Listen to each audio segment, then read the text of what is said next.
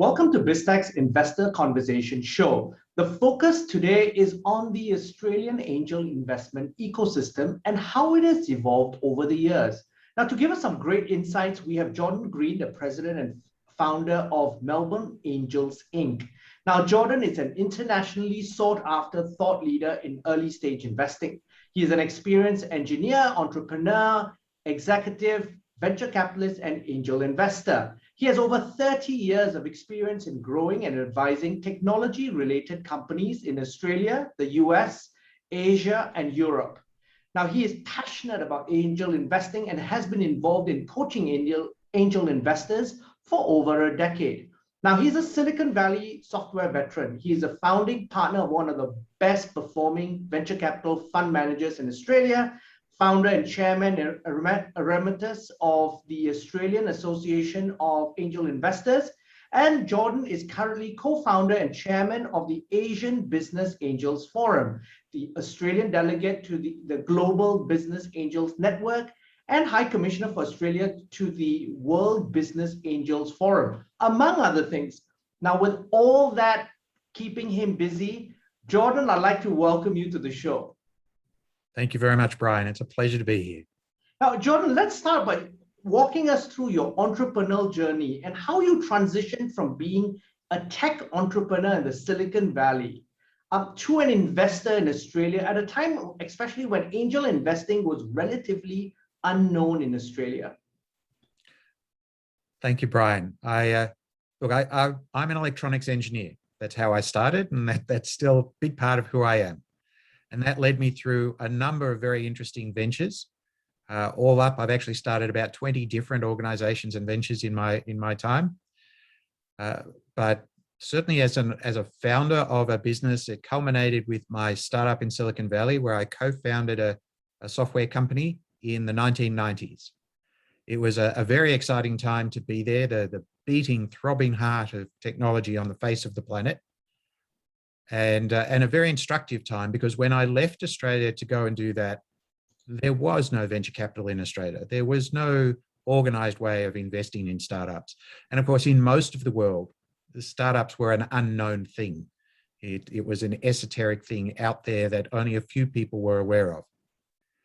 When I came back later in the decade, there was some embryonic venture capital in Australia. The first generation of VC fund managers had been started.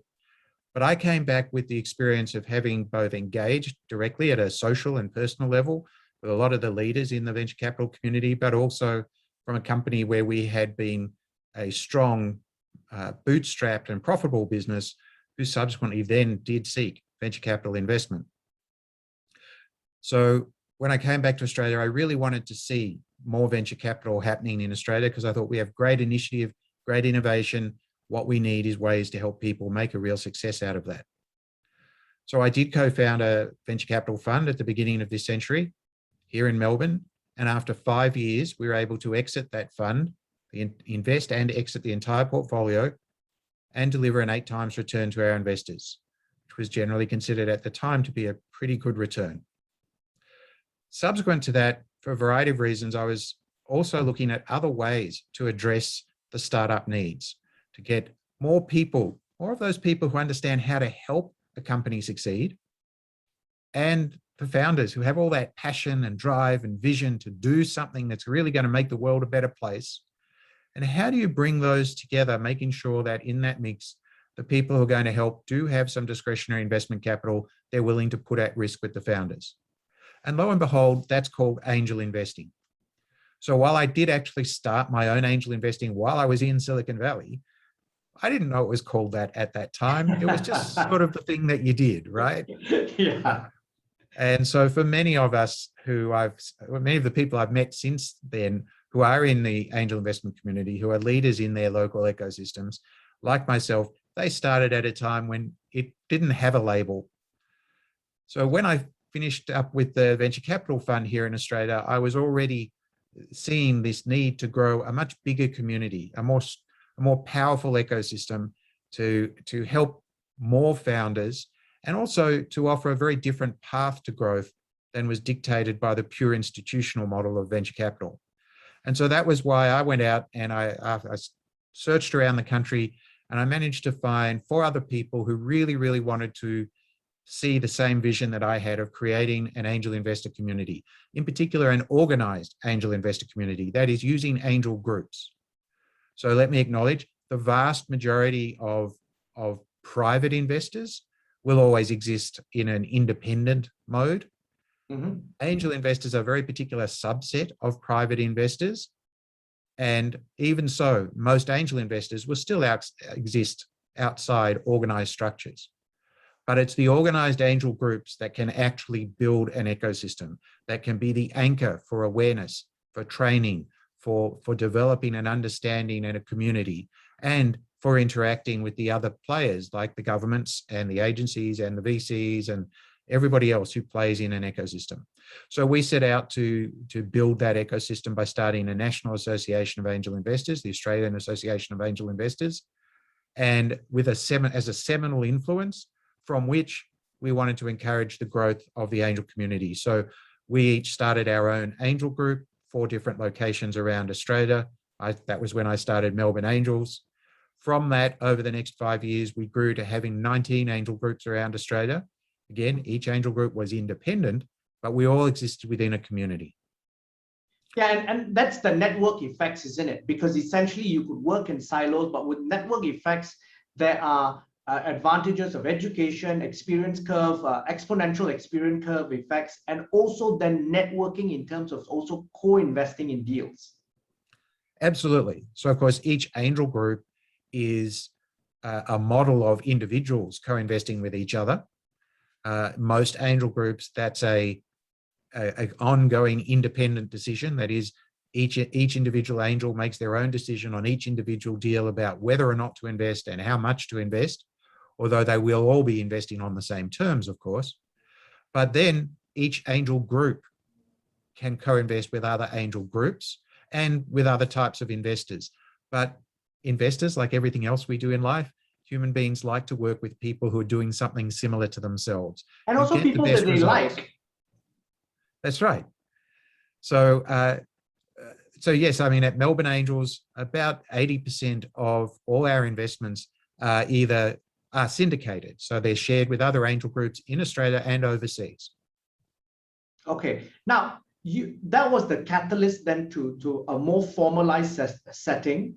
Then after that, once you got that ready, what was interesting is you started to engage outside of Australia. So basically, particularly with countries like ASEAN, could you walk us through some of the partnerships and initiatives that you've been involved in the past decade or so? Sure. So let me start by making the point that, in fact, I didn't wait to start engaging internationally. In Australia, growing up and starting various businesses, what was clear to me is that in Australia, almost every small business is either an importer or an exporter. That is, Australia is a small market. Back then, it was 20 million people. Now, today, we're 27 million people. We are still a relatively small market. So an enormous amount of what we do is interact with the rest of the world. So every type of business that I've been engaged in has always had a very global focus. In fact, all the research I've done has shown that the term born global was in fact coined in Australia. But I can't find the exact origin, but all the research does seem to show that. And I was started on that path when a Canadian friend told me that's what he'd discovered. So my view as a business person, as a venture capital investor, and as an angel investor was always that the companies we're investing in that are going to grow to scale will need to grow to scale in big markets. And those are going to be overseas. And so if we're going to be seed investors and growth investors who can help our companies, we must have those networks to help those companies access those bigger markets. So I actually started building the international connections at the same time I did everything else. So at exactly the same time that I initiated the Angel Association in Australia, we brought in our friends from New Zealand, and we brought in some friends from Europe and from North America. And we started on day one with that international collaboration. What grew from that is that in the 2009, a group of us got together internationally and set up the first global association of angel investors, the World Business Angel Association. Mhm. And the inaugural conference for that, not the first meeting, but the inaugural conference was held in Beijing. So it was Asia-centered, as is the reality of our Asian century, Mhm. with all the growth economies, the big growth economies being in Asia at the moment. And then subsequent to that, born out of Singapore, we established the Asian Business Angel Forum, a Pan-Asian angel conference that moves around from community to community in Asia each year. And the goal of that event is to help each of the Asian communities promote and celebrate their startup communities, their innovation communities, and their angel investors, and also to connect them all. One of the things that Asia has more strongly in my nearly 40 years of doing international business all over the world, Asia has a really strong cross-border business narrative. It's very, very common for people in Singapore and Sri Lanka and Hong Kong and Jakarta and everywhere to be dealing with each other in business and to be constructing businesses that have a foot in multiple countries. And so from an angel investor point of view, it was a very important thing to keep building on that cross-regional business community. Now, give us a perspective. Now, I want to zoom in on the Australian landscape today. Could you give us a perspective of the tech landscape in Australia today? Because people don't realize that at the very top end of the market, Australia has 28 unicorns. And most people only know the likes of maybe Afterpay and Canva. Can you paint the picture of what the ecosystem looks like today? Sure. So of course we have to acknowledge that everyone has a slightly different definition of unicorn. Okay. The number that I've provided of 28 unicorns perhaps won't be equally defined by other people. But the fact remains we have a very large number of companies who have achieved significance with technological advances in life sciences, in financial services, in manufacturing, in telecommunications, in semiconductor electronics. So there's a bunch of very diversified businesses that have achieved this wonderful success story, mostly very quietly. But there are platforms for why that's happened. Australia was the third country in the world to invent a digital computer. First was the UK, then was the United States, and then was Australia. And that all happened within a few months of each other 70 years ago. Okay. Along the way, Australia invented Wi-Fi, right? None of us would be talking the way we talk today if Australia hadn't invented Wi-Fi and shared it with the world. So Australia has had a whole history of landmark innovations in technology, penicillin in the health sector, for example.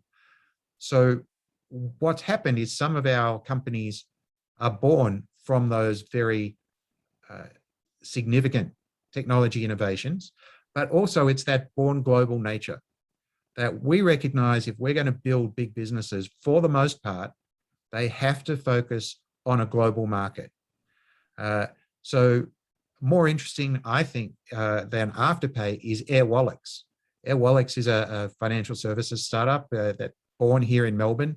Now I think may officially be headquartered in Hong Kong, but they focused on the need for everybody in Asia to be able to move money across borders much more easily. With so many people in Asia being mobile and moving into different communities to generate revenue and then wanting to send it home to their families, there had to be a better way than the old American model of going to the Wells Fargo office or whatever it might be and paying expensive fees to move a small amount of money through an archaic system. So the Airwallex team imagined a better way, and they are one of our unicorns by anybody's definition. In just a few years, they've become I think the second largest provider of money transfer services across Asia. Now that's a hot space globally, especially there are a lot of startups in Southeast Asia, Indonesia, Malaysia, Singapore, there are quite a number of them. But I want to zoom in, Jordan, now on the typical Australian angel investors. What are the typical profiles like? I'm not sure if typical is a good word, but so angel investors, like I said before, angel investors certainly come in two basic flavors, okay. Those who join groups and those who don't. Okay. Obviously, those who join groups, or maybe not obviously, but most groups are what we call in Australia, or what we call member-led groups. That is where the actual group itself, the entity of the group, is a small non-profit entity. It's not a business. It doesn't have a large staff. It doesn't have substantial revenue streams. The revenue is typically the membership fees paid by the members, and those are usually pretty modest. So a member-led group is one where the angel investors themselves actually do the work. They're out there in the community, making sure that people are aware we exist, finding good opportunities, bringing them in, coaching them, evaluating them, negotiating them, doing the deep due diligence, and then, of course, making the investment, after which the real hard work starts, right? All of that other stuff takes a lot of time, but the hard thing is helping companies succeed and reaching the point where they can generate a return, they can generate an exit. So to do that, you have to have people who like to work in collaborative, collegiate, collective ways. So most of the people who come into angel groups are not people with great big egos, but they are people who have done whatever it is they've done in their lives to establish themselves to be in a position to undertake this sort of risk, to undertake this sort of involvement, which means they tend to be very confident individuals and what I would describe as financially secure. You rarely find ultra wealthy people doing angel investing because they have too much to work with. The same reason why big funds don't do startup investing. Yeah.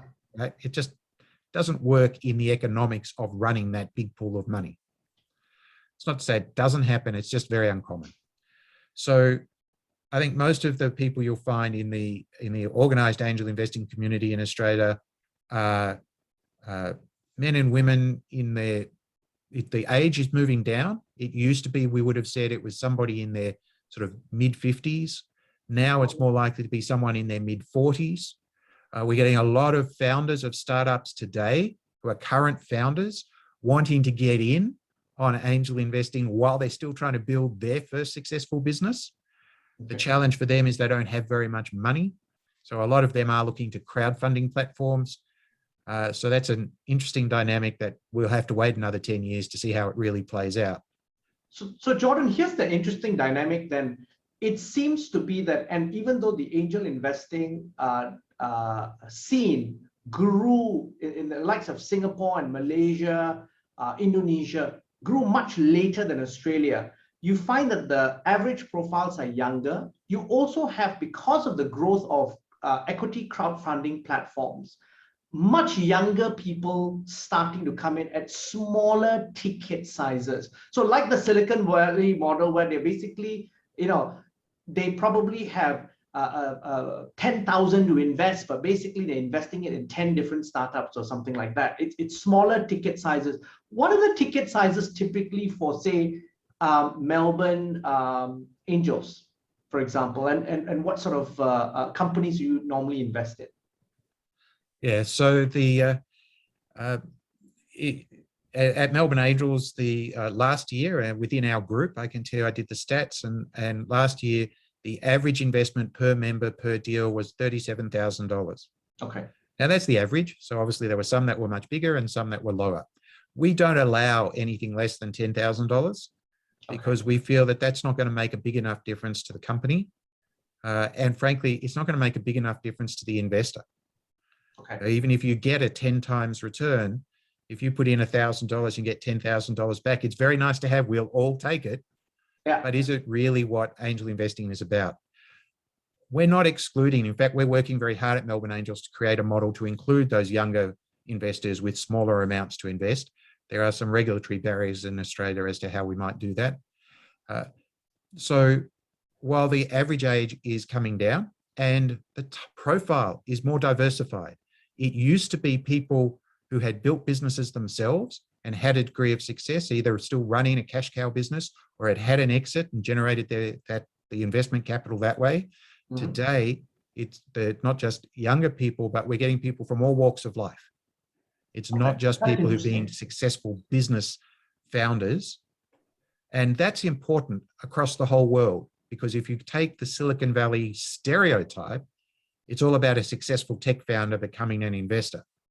And frankly, even in Silicon Valley, that's not what angel groups look like. They have a stronger percentage of those people, but Mhm. they don't all make up those people. So we are seeing across the world a trend down in ticket sizes on individuals. In the United States last year, the average ticket size, depending on which set of research you look at, was somewhere in the order of $10,000 or $11,000, so per angel per deal, Yeah. even while deal sizes were going up. So what that tells you is there's a significant growth in intergroup syndication. Because if deal sizes are going up and individual investments are coming down, the only way you can meet the hurdle of raising enough money is to get more people involved. So that is what's happening everywhere. Of course, in Asia, there's a different dynamic. There's a different demographic. Most Asian countries, not all, but most Asian countries have a larger, younger proportion than most of the Western countries, where we have much older demographics. So that's one reason why we're getting a younger community in Asia investing in angel investing. And of course, the other thing is that it's an awareness. It's a whole shift, a generational shift in the technologies that are available. So Malaysia had the multimedia corridor. That was a great initiative and built a fantastic manufacturing base in Malaysia, but it didn't actually move into the more sophisticated software and hardware innovation, because it was more about manufacturing and less about originating new technology. Now that's normal in every country, but that's what's changed. The younger generation in Malaysia and in Singapore and other countries are now in that innovation origination phase. So that again explains why there's a much younger focus on what's going on. Whereas that innovation origination phase has been very prominent for instance, in Australia, as I mentioned earlier. And what we've lacked is adequate domestic market to fully capitalize on that innovation. I think, Jordan, what's happened also is this, in terms of the Malaysian tech ecosystem, the government has played a role in terms of seeding the ecosystem with venture capital money and also with grants with organizations like Cradle. And what you find is also younger and because of the liberalization of investment opportunities with equity crowdfunding, if you look at the regional tech ecosystem, Malaysia is probably one of the most successful countries in terms of equity crowdfunding. So what that's allowed it to happen is basically democratize angel investing, because there are a lot of companies that you could invest in at even as little as 1,000 or 2,000 ringgit in terms of your ticket size. So it's just brought in a lot of new people and younger people into the market who are not even in the tech industry, who are perhaps working in a job in a government-linked company and say, look, I want to try this. This is exciting. Obviously, the sexiness of it also helps. But that's the big change that has happened in the last couple of years. I think the regulatory framework has enabled the democratization of investing in startup companies. I think that's absolutely true. I mean, so Asia started, post Second World War. The leaders of the Asian economies, the ones who are the big manufacturing bases now, Taiwan, Japan, South Korea, they were all hugely enabled by really good government initiatives that really enabled these high technology capabilities to be evolved and to become globally dominant. Singapore, in being a very small country, but focusing on high value services and high value innovation, did a really good job. Then, as you say, we start to see the moderation of regulation and the enablement. So Malaysia created a number of government-backed venture capital funds and created Cradle, one of the most successful agencies of its type anywhere in the world that I know of. But so India has opened up its profile. Sri Lanka has once it got out of its civil war era, which was most unfortunate, has moved ahead really strongly with a great education base and good investment profiles. All of these things, I absolutely agree with you. But one of the other aspects that I'd point out is that angel investing is all about a much more direct and equitable way of creating and distributing wealth. one of the reasons a lot of young people everywhere in the world like to get in on startups and get in on it in the angel investor mode is because you're not waiting to go through your father's model of trying to become an expert in the stock market just to try and generate that return. You're actually in there with a company that may never get onto any stock market because it's going to grow rapidly, build real value, change people's lives, and then it's going to get bought by somebody. Yeah. Now, of course, the big ones, the unicorns, the decacorns, they're generally going to keep going, but they're very rare. It's great to be in one of those, of course it is, but they're very rare and you can't really predict them. But you can do really well with much more modest outcomes. Now, I wanted you to put on the lens of Jordan Green, the entrepreneur investor with a track record as an angel investor spanning 3 decades. Now, today, what are you looking for specifically in a deal with regards to the companies and entrepreneurs? So it's interesting. I was asked this question recently and it made me stop and think, what did get me into all of this? And a big part of it was that when I was living in Silicon Valley and I got to know a number of the top tier VCs personally, these are men and women of rare capability. I'm not just talking about firms. I'm talking about the individuals who, despite getting paid quite well, are very passionate and very devoted. And the spirit, the catch cry that they had, which touched me and has stayed with me, is we want to change the world to be a better place. And so that's what I look for. So when people come to me with things that seem super superficial, they may or may not make some money, but it's a better way to order coffee, it just doesn't excite me, okay? And that doesn't mean they're bad businesses. It just doesn't excite me. First of all, I don't drink coffee, but more importantly, I don't really care about a better way to order coffee, okay? Lots of people will care about that and benefit from it. I'm more interested in people who are going to significantly change the experience for a large group of human beings in a way that makes a positive and constructive change to the world in which we live. It doesn't have to be idealistic. It doesn't just have to be clean energy or better social outcomes. It can be something as simple as a more efficient construction industry that spends less time arguing between contractor and subcontractor about payment of a bill. Yeah. All right. So it doesn't have to be purely idealistic or altruistic, but it does have to make that significant impact on the world working in a better way and more people having a better life as a result of success. Now, John, one of the things with investing is you win some and you lose some, and you often learn more from the ones you've made mistakes. Could you share some of your past mistakes as an investor and the lessons that you've learned from them? Well, very much following on from what I was just saying, one of the most dangerous things is to fall in love too early with what you think should be there. So one of the biggest things I have to teach angel investors when they first start, particularly when they're coming from already being successful as business people or as executives or in professional services, is that when we look at an opportunity, we tend to project ourselves. We tend to say, oh, I can see why that would work. And if I was there, this is what I would do. And it could be hugely successful. The problem with that is we're not doing that. We're going to provide some capital and some advice and some moral support and guidance to the entrepreneurial team. They have to be the ones who are going to execute. So we have to be very, very careful not to just fall in love with our own vision of what it could all be and maintain a degree of objectivity. And that's one of the great things being an angel group does, of course, right?